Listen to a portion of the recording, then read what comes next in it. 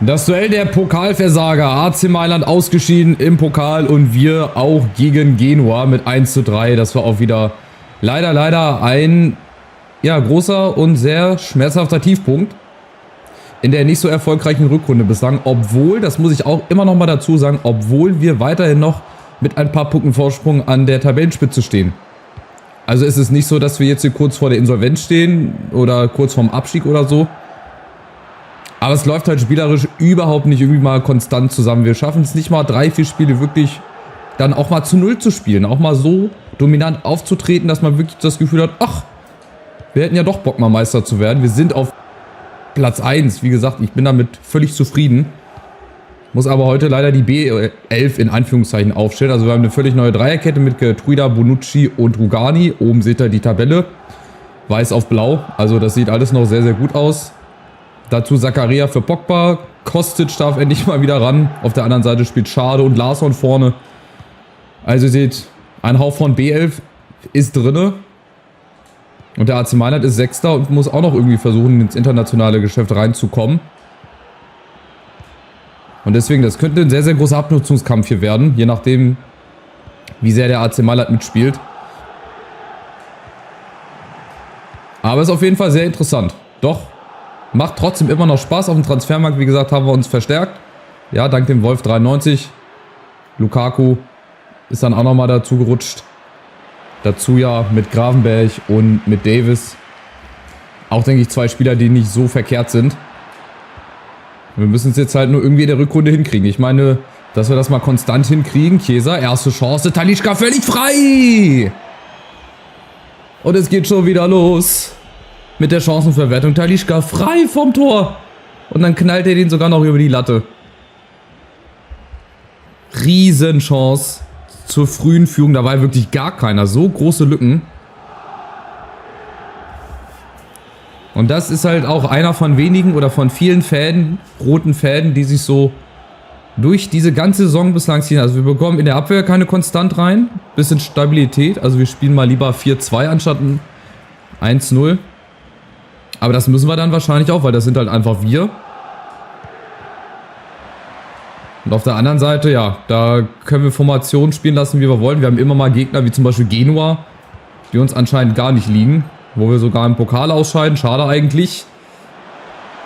Jetzt bleibt uns halt nur noch die Champions League als Trost, um einen internationalen Titel irgendwie zu holen. Ist ja das große Ziel. Aber wir setzen auch richtig gut nach. Bislang in dem Spiel. Das ist sehr, sehr gut. Chiesa, Schade ist in der Mitte. Da ist Schade. Ja. Schade um die Chance, aber gut rausgespielt. Also das klappt ganz gut. Heute bislang. Mailand macht zwar vorne auch Druck, wenn sie dann den Ball verlieren, aber wir haben hinten auch immer wieder Situationen oder vorne, die wir eigentlich gut dann zu Ende spielen und sich mindestens mal ein Torschuss daraus ergibt. Apropos Torschuss, Schade. Und da ist halt immer wieder einer dazwischen. Das ist auch irgendwann ein bisschen entmutigend, wenn du da immer noch einen Fuß dazwischen hast. Kostic.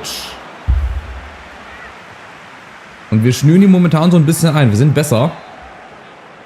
Aber das waren wir so in so vielen Spielen die Saison. Das sagen wir, waren so oft die bessere Mannschaft. Wenn ich allein das letzte Pokalspiel nehme, wie viele Torchancen, wie wir es einfach nicht geschafft haben, da mal 2-3 Tore zu machen.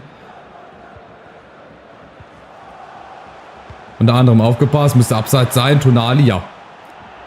Und vorne wäre Charles de Kettelare gewesen. Genauso kann es gehen. Wenn der nicht im Abseits gewesen wäre, das wäre ein richtig guter Ball dann von Tonali gewesen. Der dann wahrscheinlich auch einen Move machen wird zu Newcastle United. Wahrscheinlich, weil er das Projekt interessant findet oder schon in Newcastle-Bettwäsche geschlafen hat oder so.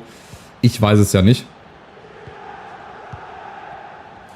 Aber so schnell könnten wir es halt einfach auch spielen. Aber die spielen das in diesem, ich glaube 4-3-3 spielen die. Mit 2 Achtern. Das ist natürlich schwer, da im Mittelfeld irgendwie was hinzukriegen.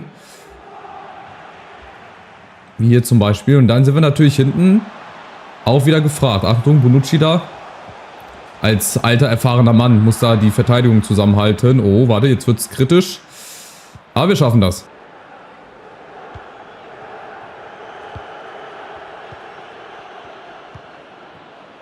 Es ist wieder so ein Spiel, wo du ein bisschen Geduld brauchst. Ich merke da schon, dass es geht wenig von alleine. Soll es ja auch gar nicht. Immer, Achtung. Kostic und jetzt Talisca und jetzt muss er aber rein. Jawohl. Es geht doch. Chiesa, 39. Minute, einmal schnell gemacht. Sehr, sehr offen standen sie da hier. Talisca zum Beispiel auch wieder am Fünfer. Wahnsinn, wie viel Platz der da hat. Und dann Chiesa muss nur noch einschieben. Larsson wäre dahinter gewesen. Sehr, sehr gut. 1-0. Federico Chiesa in Abwesenheit von Vlahovic, leider verletzt. Und Lukaku. So, und jetzt haben wir ein weiteres Mal die Chance daraus, ein bisschen mehr zu machen. Hinten versuchen wir ein bisschen sicherer zu stehen. Das müsste wieder abseits oder wäre wieder abseits gewesen. Und man muss auch sagen, bislang der AC Mailand bietet uns jetzt auch nicht so viel Angriffsfläche irgendwie. Gerade also stehen immer hinten drin. Wagen auch nicht wirklich viel nach vorne und es sieht wirklich sehr, sehr einfach aus. Große Lücken und wir spielen hier jetzt auch einfach mal richtig gut. Aber der Gegner lässt uns natürlich auch den Platz. Kostic, nächste Chance. Und bei Indir. Im Nachfassen. Nächster Ballgewinn. Also es ist sehr dominant. Doch, wir führen verdient. Wenn auch leider nochmal ein Tor zu wenig, bin ich der Meinung. Aber ich bin froh, dass ich überhaupt mal ein Tor geschossen habe. Ich glaube, da können wir eigentlich ganz gut mit leben. Mal kurz auf die Spielinfo. Ja gut, die haben 0 Schüsse. Viel Ballbesitz, 6 Schüsse aufs Tor. Da muss jetzt einfach ein zweites her. Es ist auch wie in jedem Spiel, da muss ein zweites Ding her. Weil diese Dinger, die gehen selten 1-0 aus. Obwohl wir hier in Italien spielen, obwohl das früher eigentlich mal italienischer Fußballstil war.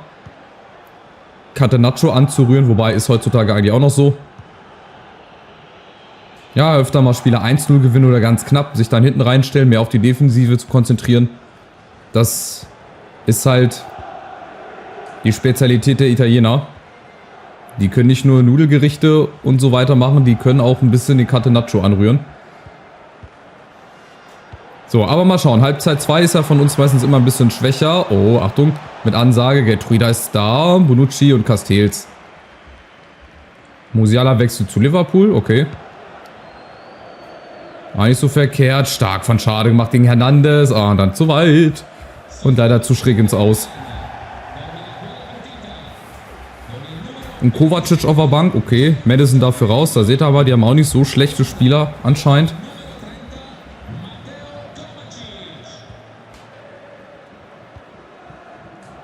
Und der nächste Angriff, der ist schon Kovacic. Oh, Bonucci kommt da nicht ran. Gott sei Dank von Corona zu weit vor.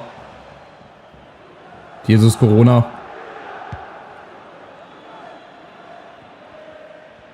Ja, und dann stehen sie hinten drin. Also wir können froh sein, dass wir den einen Angriff noch richtig gut zu Ende gespielt haben. Wo Chiesa dann erfolgreich war. Das ist sonst ja eigentlich ein typisches 0-0-Spiel. Obwohl wir schon 6, 7 Torschüsse hatten und die noch gar keinen.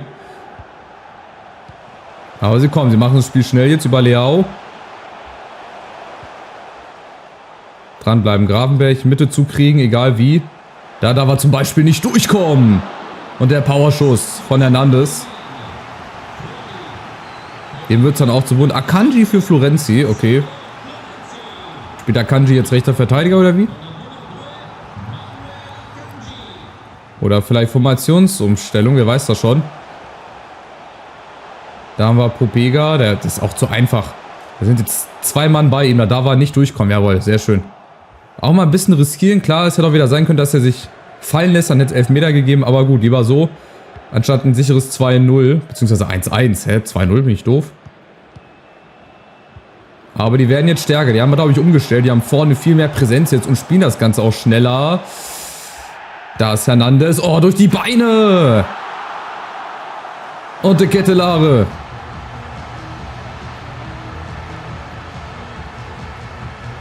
Mit dem Ausgleich. Das, was uns immer wieder passiert. Schnell gespielt. Bonucci dann natürlich durch die Beine. Sieht immer unglücklich aus. Aber den Ball auch zum Beispiel. Gertruida. Da muss er auch einfach früher hin. Dann geht der Ball durch den ganzen Strafraum. Und dann ist Charles de Kettelare da. Den Ball hätte ich dann auch vielleicht gerade noch gemacht. Aber das ist halt unsere Saison. Das ist so ein Spiegelbild unserer Saison.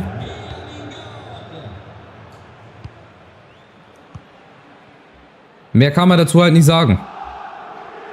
Auch schon seine 18. Saisontor, Charles de Ketelaere. Aber wir machen weiter. Es hilft nichts. Wir müssen weitermachen. Spiel ist noch nicht vorbei. Aufs zweite gehen, egal wie. Aber mal gucken, was sie umgestellt haben. Beziehungsweise die spielen immer noch im 4-3-3. Vielleicht jetzt eine bisschen andere Ausrichtung. Vielleicht jetzt mehr Spieler vorne. Oder auch, dass die Verteidiger sich mehr nach vorne einschalten. Irgendwas müssen die verändert haben. So, Seitenwechsel mal unten. Kostic kriegt er den. Knapp, aber schade, kriegt den. Es ist niemand da. Er ist völlig alleine. Gravenberch, Zakaria, kann man mit links, ja. Das ist nichts Halbes und nichts Ganzes, ich merke das schon. Lass mal nochmal kurz drauf schauen hier. Ach, nee. Das wollte ich nicht machen. Die müssen immer noch im 4-3-3 spielen, oder? Haben sie umgestellt? Ne, die spielen Dreierkette jetzt, okay. Die spielen jetzt mit Dreierkette 3-1, 3-3. Vorne de Ketelaere, Adli. Dann haben sie Corona, Kovacic, Madison. Ach, der ist schon ausgewechselt hier. Ja, Akanji spielt jetzt Innenverteidigung. Also haben wahrscheinlich umgestellt. Sollten wir vielleicht auch machen. Viererkette, 4-2-3-1 ist natürlich immer hier eine Option. Können wir machen. Dann würde ich... Oh, Lukaku, ey, hat er nochmal Kraft für die letzten? Komm. Müssen wir jetzt riskieren. Dann machen wir 4-2-3-1. Vorne nochmal Lukaku rein. So, ein Zielspieler für Flanken brauche ich auf jeden Fall. Der ist nicht ganz fit. Aber für 20 Minuten reicht es vielleicht. Er musste nur einfach einmal den Ball ins Tor schießen. Oder mit dem Kopf oder so, was weiß ich. Ist ja gar nicht so schwer eigentlich. So, mal gucken, wie sich das jetzt im 4-2-3-1 hier macht. Ja, schade. So, das meine ich. Hinten die Viererkette, die darf gar nicht irgendwie großartig rausrücken. Die darf sich gar nicht auflösen. Und trotzdem gibt es immer wieder Lücken. Immer wieder. Achtung, die Flanke ist da. Und auch... fast das 2-1. Der Pfostenschuss. Jetzt haben wir auch noch Glück. Aber das brauchen wir auch mal. Und wir haben Chiesa jetzt. Oh, der rennt allen da vorne gegen Savic. Keine Chance. Und jetzt Lukaku. Die eine Chance. Da ist sie. Und Big Rom ist in the house. Big Rom ist in the house. Sein altes Wohnzimmer. Die Farben dazu passen nicht. Aber trotzdem sein altes Wohnzimmer. Da kennt er sich aus. Und nur eine Chance. Habe ich angekündigt. Hier, gegen Akanji. Aus 5 Metern. Zack. Sehr artistisch, aber genau so musste er das machen. Schön platziert. Keine Chance. Erneute Führung. Da haben wir halt Glück gehabt, ne? Auf der einen Seite hätte es Sekunden früher den Rückstand geben können. Da hätte es fallen können. Jetzt ist es da gefallen und jetzt führen wir. Und wir machen weiter Druck.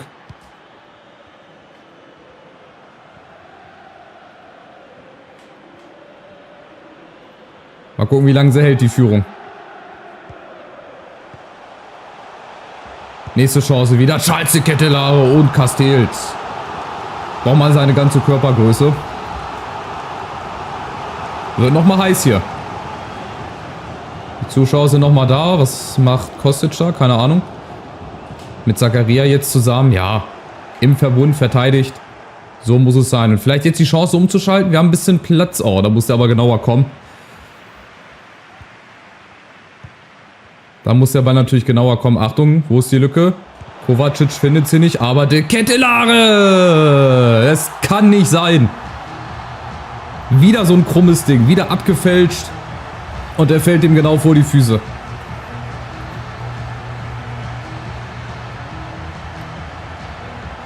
Also am Ende der Saison habe ich ein Torverhältnis von 85 zu 75 oder so. Ich schieße zwar viele Tore, aber ich kassiere halt auch unglaublich viel und auch wie ich sie kassiere. Das muss man ja auch mal dazu sagen, wie ich sie kassiere teilweise. Das war natürlich gut gemacht hier. Auch wenn der Ball natürlich da halb wieder durch den Oberschenkel geht, aber gut, das ist halt so. Das wird man jetzt leider in den letzten Wochen in FIFA nicht mehr hinkriegen. Ob es dann bei EA Sports FC besser wird, wage ich mal zu bezweifeln. Aber ich lasse mich da gerne überraschen. Ja, 19. Tor von Charles de Ketelaere. Aber wir haben ja noch ein bisschen Zeit. Vielleicht jetzt Chiesa, kein Abseits. Ja, aber wäre Abseits gewesen. Weil oben das Vorteilszeichen war gerade schon angezeigt. Ja, das wird wieder leider kein Sieg, glaube ich. Oder? Vielleicht nochmal ein Angriff. Lukaku hat da nochmal die Power. Er hat nochmal die Power. Lukaku mit der allerletzten Chance, hier den Sieg für uns herbeizuholen. Und dann setzt er drüber. Und das war's. 2-2. Das war nochmal die große Chance. Ein bisschen zu hoch gelupft. Ach, und am Ende gehst du wieder nur mit einem Unentschieden vom Feld. Ja, bitter. Hätte nicht sein müssen, wie ich finde. Aber gut. Unterm Strich ein 2-2 müssen wir irgendwie mit leben. Tja, tut schon weh, ey. So ein Unentschieden. Wenn ich jetzt nochmal auf die Chancen gerade gucke. Gerade Talisca auch zum Beispiel aus 11 Metern das Ding. Das macht er normalerweise, ey. Der ist so sicher. Weißt du, schießt von weiten Traumtore wie ein großer. Aber dann macht er die Dinger halt nicht rein. Haben wir jetzt erstmal Länderspielpause oder was? Anscheinend, ja, 8. Februar. Oder nee, ist nur eine Woche Pause. Von wegen Länderspielpause. Hatten wir ja auch erst. Warum sollten wir schon wieder anhaben? Später Ausgleich von De Kettelare. Besiegelt das Unentschieden. Tja, schade. So viele Punkte schon verschenkt. Wir hätten, denkt schon, gefühlt Meister sein können. 10, 11 Punkte Vorsprung. Scout-Bericht. Achso, zu den beiden anderen Stürmern, die ich nochmal beobachten habe lassen. Ja, und Onuachu eine 79. Ja, Armando Broja wäre nochmal so eine Risikovariante gewesen. Den habe ich zum Beispiel gar nicht auf dem Schirm gehabt. Das wäre auch mal interessant gewesen. Was hätte der alles so gehabt? Gucken wir mal. 94er Stärke, 82 Antritt. Okay, Sprinttempo. Also wäre auch nicht gerade langsam gewesen. Was haben wir denn hier? Gutes Dribbling hätte er gehabt. Schusskraft, Abschluss, Kopfball auch nicht gerade so verkehrt. Also wäre vielleicht so eine abgespeckte Version von Scamacca gewesen. Auch groß, wie gesagt, 1,91. Gut, der ist nochmal in einer ganz anderen Liga hier. Paul Ebere Onuachu. Gut, Hugo Larsson war ja einfach mal nur so just for fun. Aber das wäre auch mal so ein Spieler. Vielleicht kann man sich den ja merken. Armando Broja. Albaner. Habe ich noch nie gehört vorher. Aber vielleicht einer der nächsten Stars, die wir in Zukunft öfter sehen werden. Auch auf internationaler Bühne. Wer weiß es denn schon? So, was sitzt der Hut wieder quer hier? Ich bin in letzter Zeit gut drauf. Ich denke drüber nach. Junge, auch du musst realisieren, dass du in dem Mittelfeld mit Grafenberg, Pogba, Talisca, dahinter dann Kamavinga und Zakaria, glaube ich, ja, wenig Chancen haben wirst. Das hätte ich ja gesagt, mal im Pokal, aber aus dem Pokalwettbewerb sind wir ausgeschieden. So, wir haben immer noch Punkte Vorsprung. 4 Punkte, weil, guck ich mal, gerade Florenz wieder unentschieden gespielt hat, Neapel hat unentschieden gespielt, Inter hat gewonnen. Also die Konkurrenz spielt ja auch für uns. Deswegen ist es immer doppelt bitter dann. Oh, Verbindung zu den EA-Servern gescheitert, wie schade. Dass wir da immer Punkte liegen lassen. Wir haben 62 Tore, 35 Stück aber schon kassiert. Bergamo ist 9. Das ist alles noch sehr, sehr eng. Unten im Abstiegskampf, ja, könnte Lecce vielleicht ein Kandidat sein, Benevento. Aber ansonsten ist das noch alles sehr, sehr spannend. Und oben halt auch. Da ist von Juve bis, ich würde sogar Florenz und die Roma da noch mit reinnehmen. Das sind nur 8 Punkte. Das ist schnell mal verspielt. Aber ich hoffe nicht, dass wir in diese Situation nochmal kommen werden, weil das hatte ich schon zweimal mit Juve. Dass ich sowohl eine Tabellenführung in FIFA 15 in der ersten Saison verspielt habe, als auch noch in der zweiten. Das brauche ich nicht noch ein drittes Mal. Also lasst einen Daumen nach oben da, wie immer gerne ein kostenloses Abo und dann geht's weiter im nächsten Part. Wir versuchen es immer wieder, uns ein bisschen konstant hier zu erarbeiten gegen Bergamo. Macht's gut. Ciao, ciao.